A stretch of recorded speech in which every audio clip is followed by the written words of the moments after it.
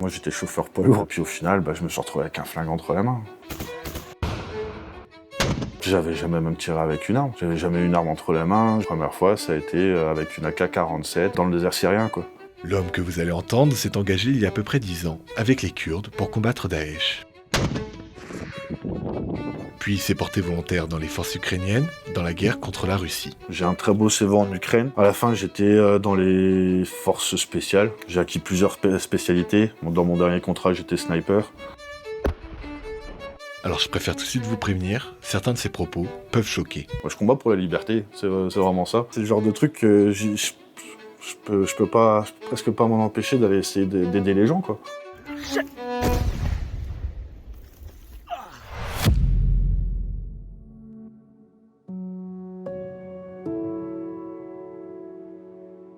J'étais civil et je me suis engagé sur différents conflits à travers le monde. Je suis parti en Syrie, Irak, sur le conflit contre l'État islamique et en Ukraine pour combattre la Russie. C'est quoi le déclic en fait? Pourquoi vous êtes parti en Syrie combattre Daesh? C'est de voir dans les infos et sur ce qu'on pouvait trouver sur d'autres médias les massacres qui étaient en train de se passer en Syrie, en fait. Tout ce qui ne correspondait pas à l'idéologie de Daesh, c'était soit fallait payer un tribut, soit fallait partir avant qu'il soit là, ou alors c'était de l'assassinat ou des choses encore bien pires.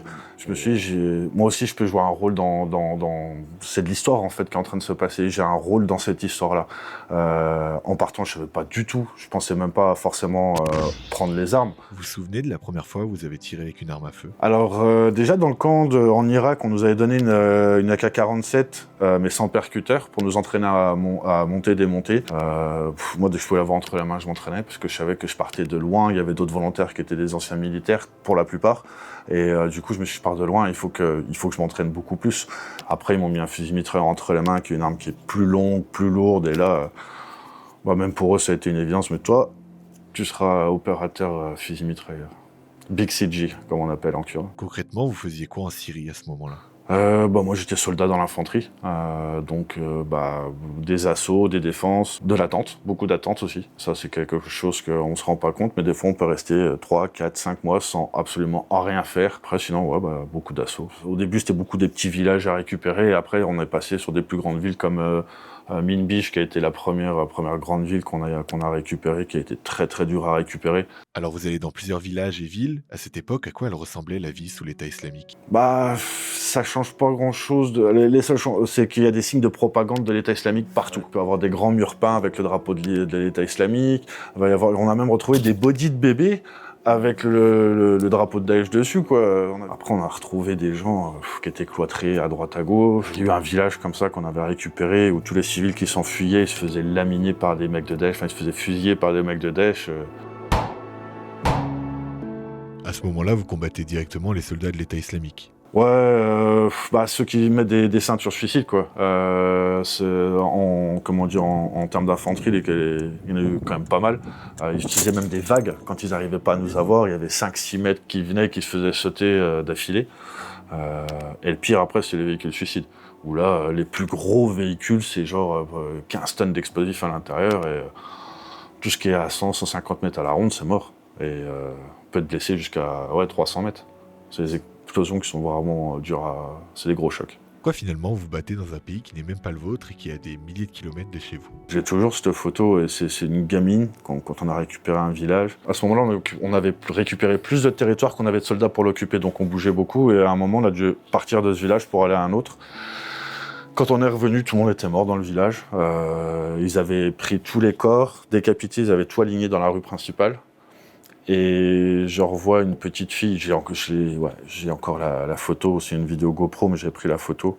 Souvent, aux gens, on me dit « Ouais, mais t'es juste un tueur de sang-froid, machin », je leur montre pourquoi aussi je suis parti. On voit une petite fille qui a une dizaine d'années prendre dans ses bras sa petite sœur de 9 ans décapitée. Comment est-ce que ça peut passer dans la tête d'un être humain, peu importe la culture, la religion, l'éducation, quoi, décapiter un enfant? Pour moi, c'est inconcevable de faire des trucs pareils, et ces gens-là, on doit les combattre absolument. Comment ça s'est passé le retour en France? C'est une misère, une catastrophe. Déjà, faut reprendre le boulot. Moi, quand je suis rentré la première fois, je suis rentré un samedi, je reprenais le boulot le jeudi. C'est une grosse connerie. À la guerre, ce qu'on nous demande, c'est d'être dans l'ultra-violence, de pouvoir produire de l'ultra-violence et de résister à ça aussi. Et après, on revient dans un monde ou même mettre une tarte à quelqu'un, ça crée des problèmes. Donc il y a aussi se recaler sur le mode civil qui est très dur. Et moi, ça m'a créé des problèmes. Quelques années plus tard, vous êtes engagé dans un autre conflit en Ukraine. Comment vous êtes retrouvé là-bas finalement? Eh ben en fait, moi j'avais déjà des amis que j'ai rencontrés en Syrie, des Anglais, qui en 2017 étaient partis en Ukraine. Et en fait, quand la grande invasion en 2022 a démarré, eux étaient à Mariupol, avec femmes et enfants. Et on s'est dit, ouais les gars, Sean et compagnie, ils sont dans la merde, faut qu'on fasse quelque chose. Malheureusement, c'était déjà trop tard, parce que Mariupol, les Russes avaient déjà avancé d'une 60aine de kilomètres au-delà de Mariupol. Tout le monde s'est fait prendre prisonnier ou mort. Et nous, on a eu de la chance, entre guillemets. Nos potes, ils ont été faits prisonniers. Ils sont restés 7 mois dans les geôles russes avant d'être libérés dans un échange de prisonniers, au bout de 7 mois. À cette époque, à quoi ça ressemblait l'Ukraine? Alors déjà, on arrive, on se rend compte, il y a des checkpoints partout. C'est vraiment tous les kilomètres, toutes les grandes villes, il y a vraiment des checkpoints. C'est impossible de rentrer sans passer par 4-5 checkpoints. On sent la tension dans le pays, on voit les vagues de gens qui arrivent, parce que nous, en fait, on va à sens contraire des gens.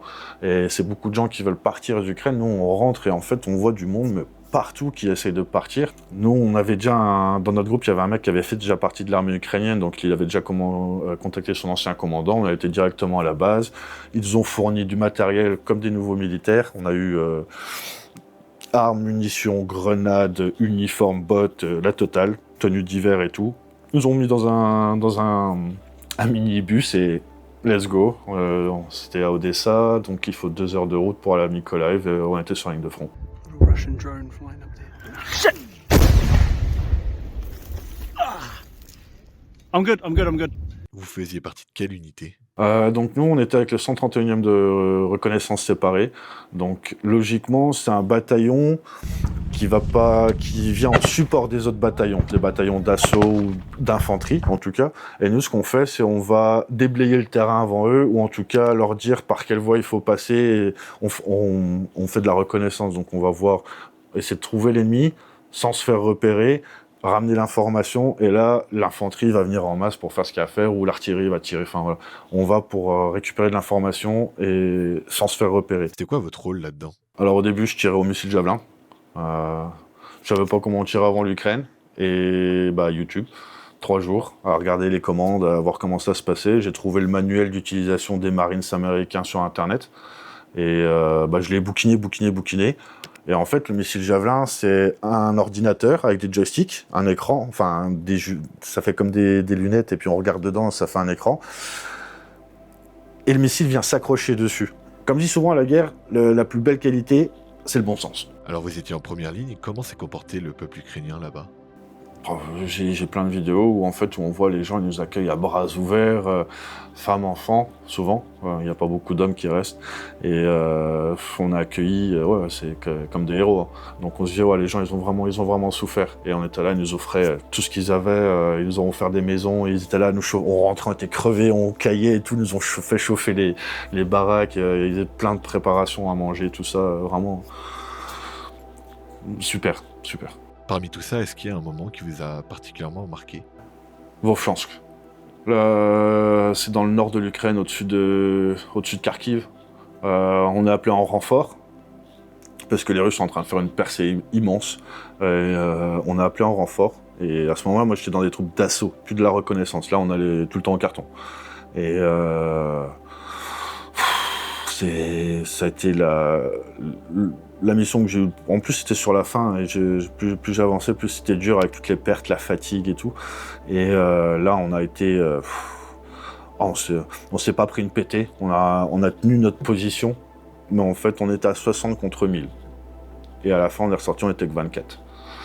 Moi, je suis en ressortant, j'évacue un de mes frères, un Français, je pars en brouette, parce que les médics ne pouvaient même pas arriver jusqu'à notre position. Et on se revoit chargés comme des mulets à essayer de le trimballer dans un champ. Il y avait des bosses comme ça. Le gaillard 116 kilos avec les drones qui passaient dans tous les sens. On s'est dit, on va s'en prendre un sur la gueule. Déjà, lui, il a été blessé au bras. Il a fallu le tenir. Il a demandé plusieurs fois à ce qu'on lui laisse son arme pour qu'il se suicide. Ou il m'a même demandé à ce que je le tue. Parce qu'au moment où il est blessé, on se retrouve dans une petite tranchée. Il y a des drones qui veulent encore nous avoir. Après, c'est l'artillerie. Après, c'est les Russes qui nous encerclent. On arrive à sortir de là. On était plus que 3. On arrive à se trouver un petit bunker dans un bunker dans un village, le seul bunker. Et là, ça a été dur parce qu'on a combattu comme des fous furieux depuis la cave. On a tenu toute la journée. Et au soir, on arrive à évacuer. Ouais, on est rentré, c'était dur, il y a eu beaucoup de blessés, et puis épuisé, j'en pouvais plus. Toutes les missions se passaient un peu comme ça, où on résistait, mais enfin, un prix qui était dur, quoi. Comment on tient en fait? Comme mon meilleur pote dirait, club caféine et de la haine. Parce que, à force de perdre des amis, à force de voir des atrocités, à force de voir les vidéos qui apparaissent de quand ils prennent un prisonnier, ils les butent, ils les décapitent, ils coupent les oreilles, machin et tout, on éprouve de la haine à la fin. Vous n'avez pas prévu d'y retourner? Si, moi j'ai quelques emmerdes avec mon passeport pour le refaire, mais c'est en train de se dénouer là finalement, et du coup, dès que je récupère un passeport, je retourne en Ukraine. Enfin voilà, il faut continuer le combat. J'ai envie d'être là jusqu'au dernier jour en Ukraine, et un truc tout con, j'ai envie de faire la parade à Kiev de victoire, parce que y a beaucoup de mes copains qui pourront pas la faire malheureusement, et j'ai le malheur de souvent être le dernier vivant de plein de groupes, et je veux la faire cette parade pour être là avec eux, quoi. Enfin, pour qu'ils soient avec moi et on l'a gagné ensemble. Est-ce que votre statut de combattant volontaire est illégal en France? Alors officiellement, c'est interdit. Un citoyen français, je ne sais plus quelle loi, qui interdit de rejoindre milice ou armée qui est autre que la France. C'est, je crois, 7 ans de prison et 300 000 € d'amende, un truc comme ça. Mais la France, en fait, est tolérante vis-à-vis de ça. Est-ce qu'on peut vous qualifier de mercenaire ou pas? Être mercenaire, c'est 11 critères à remplir. Il faut remplir les 11 critères pour être déclaré mercenaire. Je vais prendre un qui est souvent l'argent. Ça, c'est souvent en ligne, on dit « Ouais, mais tu devais être payé, machin. » En Syrie, j'ai rien touché. C'est tout sur mon argent personnel. Le premier voyage, il m'a coûté plus de 8 000 €. Le deuxième, à peu près pareil. L'Ukraine, j'étais payé, j'avais un contrat comme n'importe quel soldat ukrainien. J'étais payé de la même manière. Et quand je suis sorti d'Ukraine au bout de 3 ans, j'avais pas un copec sur moi. Aujourd'hui, j'imagine, après être rentré en France, vous avez des traumatismes. Chaque personne a ce qu'on appelle les triggers, ce qui déclenche. Ça peut être une image, une odeur. Des fois, c'est le silence. Parce qu'on évolue tout le temps dans le bruit, en fait, à la guerre. Et parfois, le silence, c'est aussi une horreur. Moi, le silence, je peux pas. Il faut que j'ai de la musique, il faut que j'ai quelque chose. Il y a la perte d'identité aussi, parce qu'on appartient à un groupe, un régiment, une compagnie, et c'est des identités qui sont très fortes. Et on redevient civil, il faut se réapproprier notre propre identité. Et c'est pas évident, parce que on a aussi tellement changé de avant-guerre, après-guerre. On ne sait pas se réapproprier une identité, il faut se la recréer presque. C'est tellement inhumain la guerre. Pour moi, le cerveau humain, l'esprit humain, il n'est pas capable de vivre ces traumatismes. Est-ce que selon vous, il faut être politisé pour faire la guerre dans un autre pays?